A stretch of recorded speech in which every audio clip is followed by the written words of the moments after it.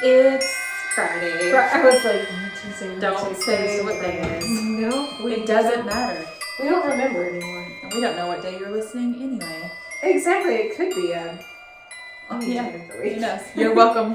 You are welcome to listen to this podcast anytime you want to. Yeah, and you're welcome to skip ahead the chattering nonsense that is in the beginning. Or I should cut it down a lot though. Mm. We're down to like 2 minutes maybe of chattering nonsense. But really, that's all we are. We just really like each other, you guys. We do. And we love that you all love us. Yeah. I want to hear everything Kara has to say at any given moment in time. What's wrong with that? It's gonna come out of my mouth regardless of what moment. That's what happens when you're best friends. It's okay.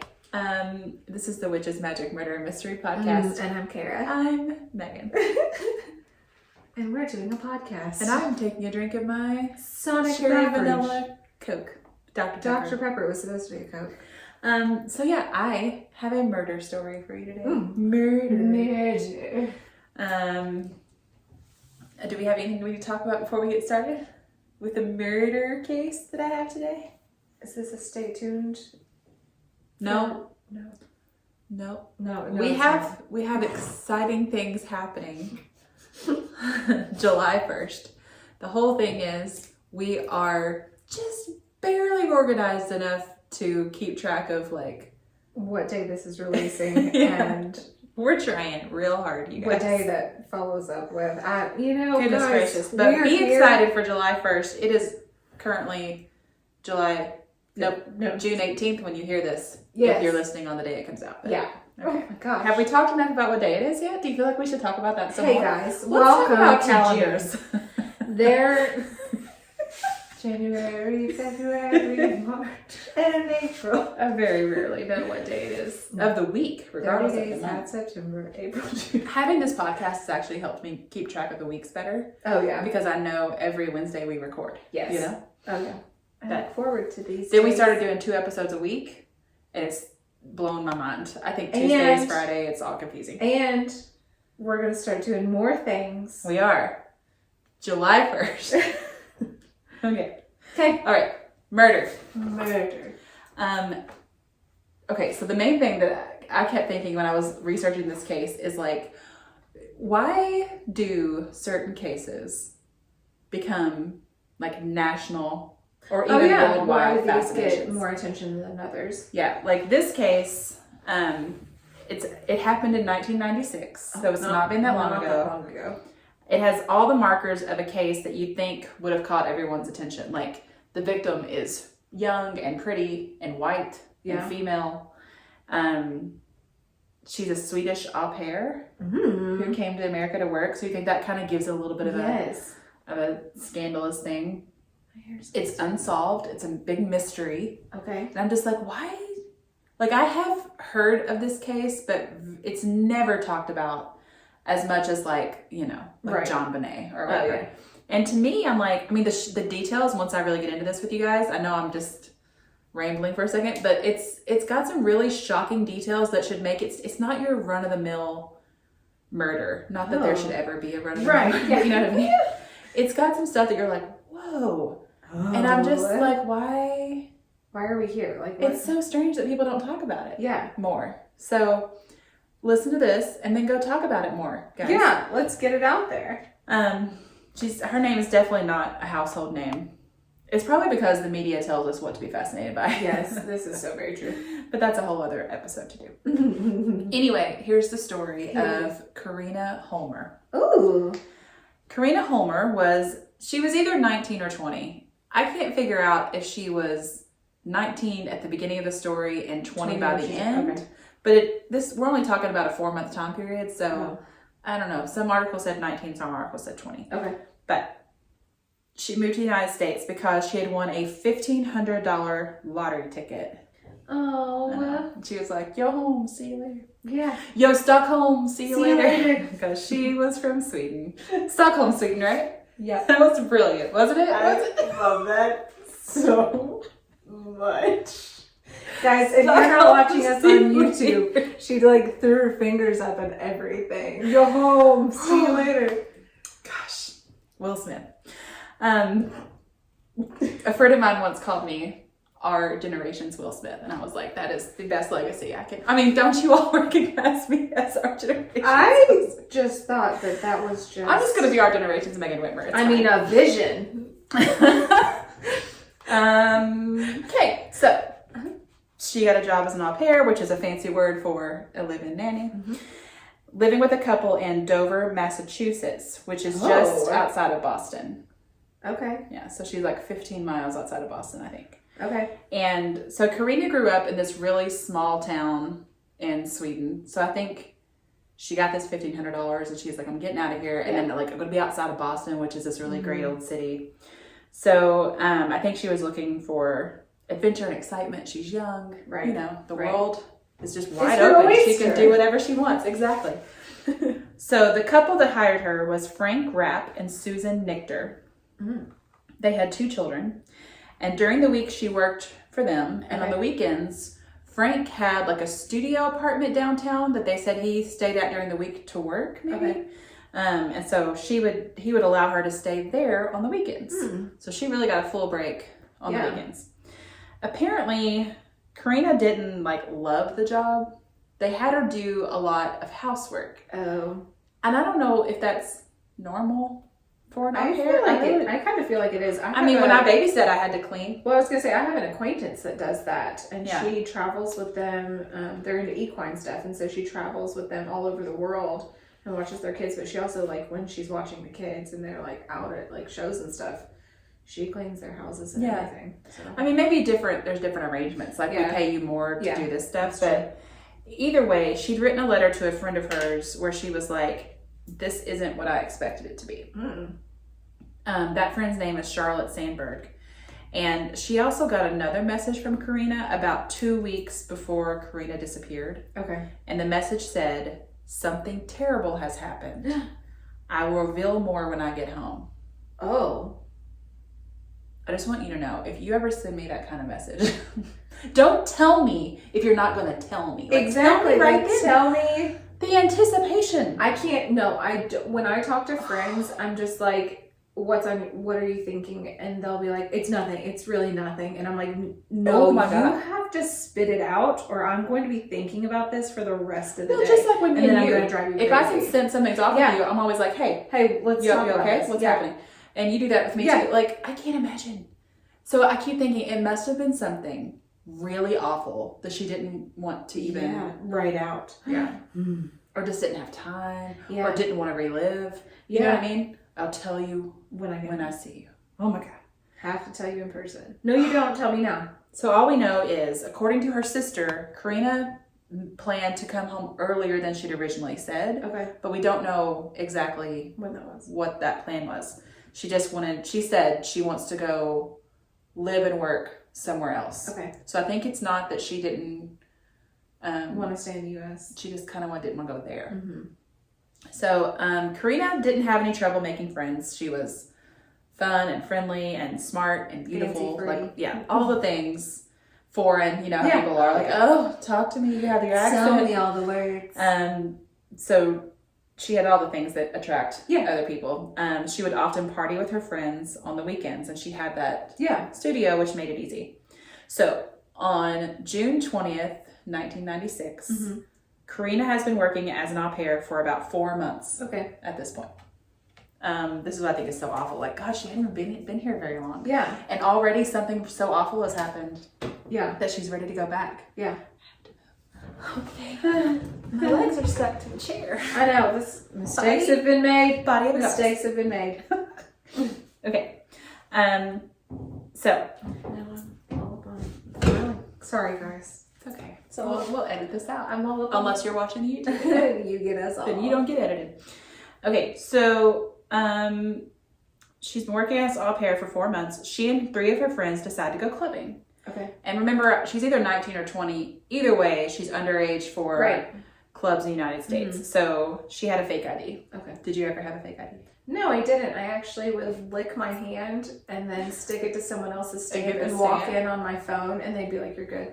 No, nice. Because they wouldn't notice. They would just see it on my hand. In my underage days, there were no phones. Oh. That's how old I am. Yeah. But I used a fake ID one time. Phone. Oh yeah, flip My up. BlackBerry. Or the Nokia that was My like BlackBerry, yeah. 2 hands to Yeah. hold. I had red hair, Yeah. which is like hard.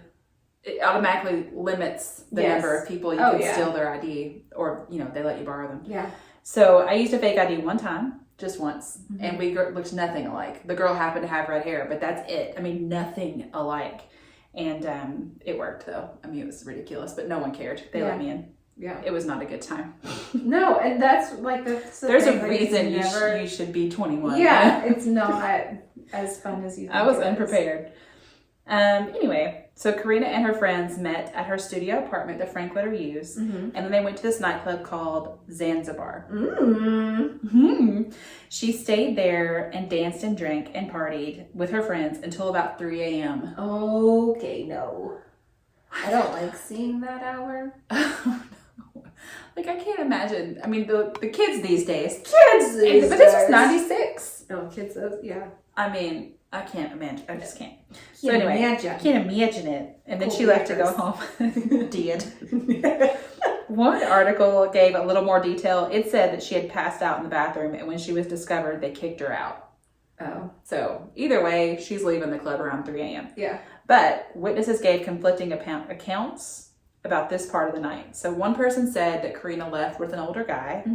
Another one said she was bouncing around an alley by the nightclub. Apparently, there's an area by the nightclub called The Alley. So, and then someone else claimed to have seen her singing and dancing with a homeless man in the streets near the club. Okay. Apparently, she was super drunk, and she was telling people that her friends had left her. Okay. Let's give the speech again. Do not leave your friends under any circumstance. When you're out with your friends, there is a silent pact. You stay with your friends. I will go out with you. How big of an idiot they're being. How Yes. annoying they get. Yeah. You've been annoying. You have also been annoying. Yeah. We've all been annoying. There is a silent oath there that has been taken. Yeah. You are to protect your people. Yeah. We have all made asses of ourselves when we're drunk. Everyone gets to move forward from it.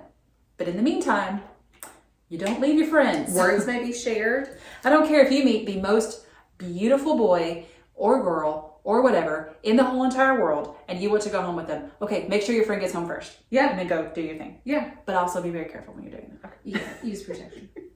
Not just protection. Don't get murdered. That's a gun. I'm more concerned with murder. Knives, pepper spray. I'm not talking condoms. We're talking text your friends and tell them where you're going to be. When we say protection, we mean bring your sword. Yeah.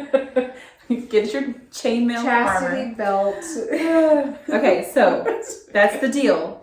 If you go out with your friends, you make sure they get home Be safely. careful. The end. Okay. Okay. Now, there was one guy who was with Karina's group of friends, and he said that he was like trying to take Karina home, and 2 other guys like stopped him. And he had this whole thing where he's like, yeah, they forced her into a car. And then when I tried to get her, they were like, nah, man. Like, they were like all aggressive with him. And so, no, man. We got this. I can't figure out, like, were the 2 guys thinking like she's drunk and this guy's just trying to hook up so that they were trying to be protected? Yeah. Or was the other guy, either way? Or was there something like kidnappy, rapey with the 2 guys? I don't know. Yeah. But the thing is, I'm not even sure if this story is true. Oh, okay. Because when they looked at the security footage, it looks like that's not on there. Oh. It looks like Karina left and she was seen. It's kind of grainy, you know how security footage is, Right. especially 1996. Yeah. But Karina left and they see her outside talking to a middle-aged man in a Superman t-shirt who's walking his dog. So, I don't know. I'm not sure what the story is with the guy and the 2 guys and being forced in a car. I have no idea. But for the guy with the dog, his name was Herb Witten. Herb. And he was known around downtown because he walked his dog around there a lot. Oh, and Superman tea. So the thing is, he was questioned because it appears that he is the last person to have seen her or interacted with her alive, aside from her killer. Right. But he always denied having anything to do with it. He actually got a speeding ticket later that night, And based on where he was when he got the speeding ticket, it doesn't fit in with the timeline of where he would have had to have been. Oh, for her. Okay. Right. So they've pretty much effectively ruled him out. Okay. But a year after this, he kills himself. I know. Oh. Yeah. So that's weird. Yeah. But also, it could be any number of things. It could have nothing to do with this. Yeah. Or it could have just really messed with him to be like, I was the last person to see her, you know? Yeah. Or again, it could have nothing to do with this. Or he could have been an idiot and Right. done horrible things. Right. He could have his own demons. But it is an interesting thing. Huh. So all this boils down to, all we really know is that Karina was last seen near the intersection of Boylston and Tremont shortly after the bar closed, and most of her friends left before she did. Okay. So 2 days after she's last seen, a homeless man is digging through a dumpster behind an apartment building at 1091 Boylston Street, so it's right by where she was, when he touched a bag and realized there was a person inside. Turns out he'd found the severed torso of Karina Holmer. What? Yeah. Her body had been sawed in half.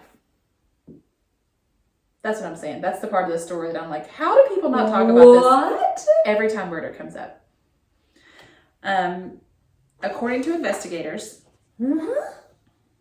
it appeared to be the work of an expert. To separate the body, only one bone, her spine, had to be severed. It reminds me of the Black Dahlia. Do you know the Black Dahlia case? Yeah. Elizabeth Short, I mean, that's a really, really famous unsolved murder, so you guys have probably heard of it. But if not, it happened in LA, I think, or at least California for sure. And when her body was discovered, it had been of a street. It had been cut in half too, but both her top and bottom half were right there, kind of displayed. Yeah. It's never been solved. It's one of those cases that is just fascinating. Yeah, and she had like a smile cut into her face. Really horrible. In this case with Karina, the lower half of her body has never been found. Oh. So in the dumpster was only her upper half. Oh. And it was in a garbage bag. Oh. So that upper half of her body that was discovered was in. I know. I know, it's thinking so many. Where that could be. Yeah. The part of her body that was found was in pristine condition. There was no dirt or anything found on her body, and all her makeup had been scrubbed off. Oh. So there were rope marks around her neck and redness around her wrists. Oh, God. One article said that they determined that strangulation was the cause of death. Okay. But other articles were like, we're not sure. We just know that she was strangled, which may be how she died. But right. And with the redness around her wrist, they think she was probably tied up. Right.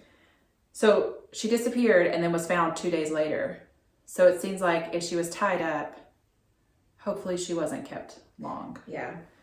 The only evidence recovered from the scene was a partial fingerprint found inside the garbage bag, but there was no match for the fingerprint in the national database, and that was it. Apparently, there's so little evidence that there's basically been nowhere to go with the investigation. Okay. A big part of the problem is they don't have a crime scene. Like, they have no idea. No fingerprints or anything. A body has been cut in half, so there should have been a lot of blood. Yeah. And there wasn't a lot of blood near the body, so obviously she'd been cut in a different location. And then they probably, like, how did they transport her from wherever they did it? You know? Yeah, and why didn't the bag have stuff all over it? So that's at least 2 opportunities for places that should be loaded with evidence, but no one's ever found the places. Oh my gosh. So after her body was found, police went to Frank Rapp and Susan Nichter's house, the couple that had employed her. When they got there, the couple's trash bin was on fire. Oh. Which is weird. They took the ashes for analysis, but it didn't lead anywhere. There was no sign of Karina's remains, blood, or anything that seemed to have anything to do with the case. Well, I mean, if it's on fire, is there going to be? I don't know. So here's another thing. Other au pairs in the area, because that's kind of who she... Right. They knew Frank and thought he was creepy. But part of me is like... I couldn't find any specific instances of like what made him creepy. Right. And I wonder if that was just a detail added after the fact, you know, like if your au pair dies, like, oh yeah, he's creepy. He was so creepy. Yeah. So, I mean, did you see how he ate his sandwich? This is the weirdest thing. Well, and like, this sounds really terrible to say, but like, when you're talking about like young college age women, Mm-hmm. there are a lot of men Creepy who men. are creepy. Yeah. You know, and I don't mean that like, Oh, yeah, no. it doesn't excuse it at all. No. It's just like, what do you mean? Like, I need more specific. Yeah. Like, why? What was creepy about him? Creepy enough to actually murder, not just murder, but to saw a body in half. And to clean up and to... Yeah. They spent some time with that dead body. Oh. Well, and even tying her up. Still be spending time with that dead body. Oh, Jesus. Ah. Yeah. So, neither Frank or Susan had an alibi for that night. Oh. They were probably together, Yeah. you know, but that doesn't help anything. Yeah. So, there was one article that had thoughts from like a local lawyer, and he was like, obviously there had to be more than one attacker. But on the other hand, there's probably only one attacker. Okay. I was like, thank you for your input. Thank you for your professionalism and... So, everything is awful and nobody knows anything. Everything is awful. So, here are some theories that I found. Okay. One, and I do not understand this theory. There is a theory about the killer that she was a victim of a serial killer who lived in the Fort Lauderdale, Florida area. Remember, we're talking about this happened in Boston. What? The serial killer's method was to find a young woman with blonde hair and cut her body in half before throwing her body away in a dumpster. Okay, Florida. Is that true? Is that really happening? Because also, if there was a serial killer who was roaming around Florida in the 90s who was just cutting bodies in half and leaving them all, you think we would have heard about that too? Yeah. Anyway, so I think this theory is dumb for a million reasons. Also, traveling from Fort Lauderdale to Boston is going to take them a little longer then. I don't understand it. But anyway, it was on the list and I just wanted to share it with you all so that we could all talk about how stupid it was. Here's the next one. Okay. There's a theory that Karina Holmer's boss was responsible. So Frank, according to the theory, he allowed her to stay in the loft he owned downtown so that they could hook up when she wasn't working. Oh. The theory goes that maybe he got her pregnant, murdered her, and then removed the lower part of her body to remove any evidence of the pregnancy. It just seems extreme. You would think if her torso was still intact, like where did he sever it from? Like up here? Like said it cut her spine, so I would bet. Rib cage, or like down below where the uterus would be, because you would think that they'd still be able to see if she was pregnant. You would think that they would have done a thorough examination of what they had of a body and seen like fallopian tubes and the uterus and like lining of it and stuff. My guess is right below the rib cage, just because they said her spine was severed, and that was it. So it would have to be up above her hips. I think. I have a really long torso, so I'm just like, my uterus is like where I don't. But I do think it's interesting to think. So when I initially read this story, I was like, well, so her top half was discarded in one area, and her bottom half was discarded in another area, and they just never found it. Yeah. Because as awful it is to think about, like once stuff makes it to a landfill, finding it is so hard. You know, you're just hoping for some kind of luck. But the idea that her bottom half was purposefully concealed and hidden away in order to hide evidence was interesting. Yeah. Like, I wonder if I don't know. It just seems like if you're going to take more pains to hide one half of the body, you'd really want to hide the top half, because that's the identifiable half. Well, you can still get like toe prints and stuff, but like just look at her, her face wouldn't be there. Yeah. It would be much harder to identify her. So I would just assume if they were really wanting to hide one part, it would be the top, not the bottom. Yeah. But if they sexually assaulted her and thought that it somehow got rid of DNA or whatever. Yeah. But her fingernails are still there. Stuff. I know. Yeah. I just still think, because of all that, this is just a matter of one half being discarded in one place and the other half being discarded in another. In that garbage can that's on fire. I don't know what to make. You would have still had bones and stuff. Yeah, yeah. I don't know what to make of it. Like, it takes a particular type of person to saw a human body in half. And then to clean it, like you were talking about. And then to dispose of it, they either put, like I said, one half one place, one half another. Right. So, like, you're just wandering around with, oh, God. So maybe though the person wanted that shocking moment of discovery. They want, just like with the Black Dahlia, like they displayed that body with the hopes, well, knowing it would be found. There's no way to not see it. So with this one, you threw it in a dumpster near where she last was seen. Yeah. Which again, it's a whole different type of person who would have any part of this. Yeah. It doesn't sound like it's just a matter of like she Did was they attacked go and through raped. the apartment too, or just their house? They didn't come through the apartment. Who? The investigators. I never saw anything about. Okay. They just basically have said they have not been able to find any evidence. Oh. Yeah. Ooh. It just doesn't sound like a crime of opportunity. Like it sounds like It sounds like someone who was like invested. I mean, gosh, just the idea that you cross paths with someone who will do that. I mean, I guess that's every serial killer story ever, right? You just happen to cross paths with the wrong person. No, that's like something Aubrey sent me last night. Wait, that sounds exactly like what Aubrey sent me last night. Just hold. Where's Aubrey? Hey, YouTube. Hey, YouTube. Wait. So Aubrey my sister sends me this when you're listening to a true crime podcast in public and the host says the killer is still walking among us. Yeah. I mean, in this case... That's that, yeah. It's been 25 years ago. Yeah. Did that person really just kill someone and saw their body in half and not ever kill again? Right. But or did they change their MO? Or was it someone who did have a specific reason to kill her and they're not a serial killer? And that was the only time they have killed. Right. Yeah. Were there ever any other sitters that stayed with them or anything? No. It didn't go into any of that. I mean, I think because they've never been named as suspects or anything, you know, the whole point is to leave them alone. Because in some ways they could just be victims of this too, but I don't know. Right. If this happened today, she would have had a cell phone with and there'd be text messages, there'd be camera pictures, there'd be so many more things to go from. But with what this happened and when, it's just like, no one knows. And at this point, it's one of those again that you're like, I don't know how this will ever be solved unless someone just happens to confess. Which hopefully they will, because it's horrible to think about. That is horrible. And her family's over there in Sweden, and this happened. Yeah, and they were expecting her to come home and tell them about what. Yeah, because don't forget, she said something horrible happened. So is that even related to this? Right. It almost seems like it would have to be. Yeah. But also, what if it wasn't? What if it had nothing to do with it? But also, he would have had to have gotten her pregnant early on in her arrival. Yeah, she was only there for 4 months.